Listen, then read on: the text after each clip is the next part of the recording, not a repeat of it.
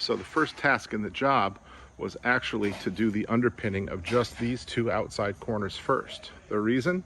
So we get solid bearing for this new whole width of building opening with a steel beam and a central column in the end. This is going to be a bar and wine room, and the upstairs is going to be a kitchen and breakfast room. We did put a column in the middle simply because the spans were too long and we didn't have enough depth to clear span.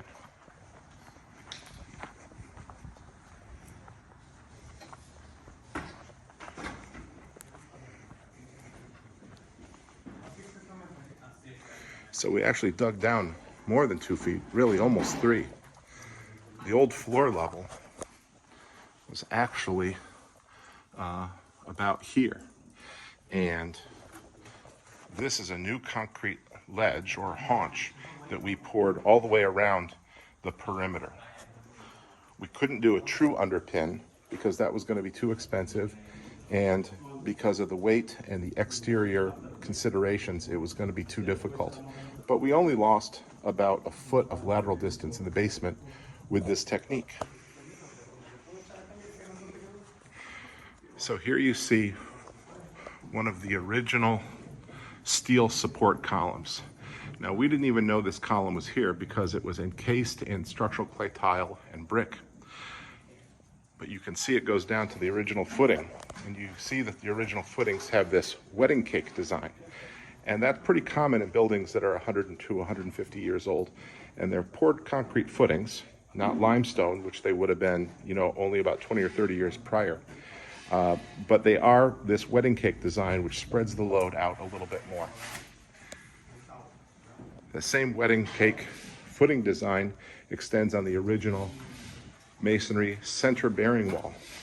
Now you see the concrete slabs were actually ribbed slabs that had clay tile voids in between, which was part of the process of pouring the original concrete. Our forces chipped out all the old clay tile between the concrete ribs, and then they placed these temporary steel beams called needle beams between the two shoring towers. This is a shoring tower that was built. So what happens is we have a shoring tower on each side of the wall.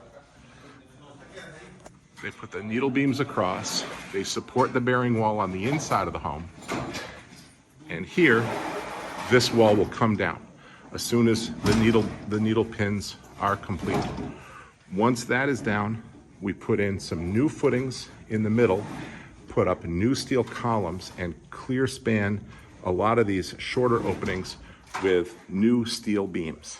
And that's going to create a much taller and wider and useful space here in the lower level. Now here in the front, these two brick piers are being replaced with much skinnier steel columns. To do this, once again, we built shoring towers, and the shoring towers support major structural points above that our engineer determined. One of these is right here. There was a steel beam buried in the concrete and plaster from here to here. That was another thing with this building. Although we had some drawings, we didn't really understand the structural system or path.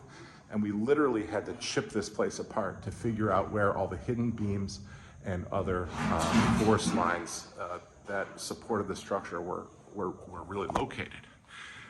So anyway, we have these shoring towers in place.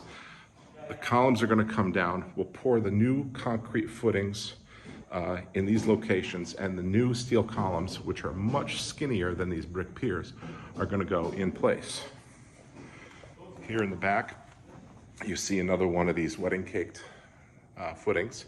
And so the shoring isn't 100% complete, and there is some sequential work here, so it doesn't all happen at once. But this is a major piece of the infrastructure that's in place. You see more of this concrete haunch. And actually, the red line here represents where the finished floor will be, which we're walking about a foot below that right now because we have a lot of things that go below the floor, not only plumbing, and piping, sub-base material, and drainage infrastructure is all going to go below. So This basement, even though 110, 120 years old, is going to be dry, modern, and clean. It's going to include a spa, a workout room, a wine room, playroom, and bar area. So I'll show you another stage when we get a little further.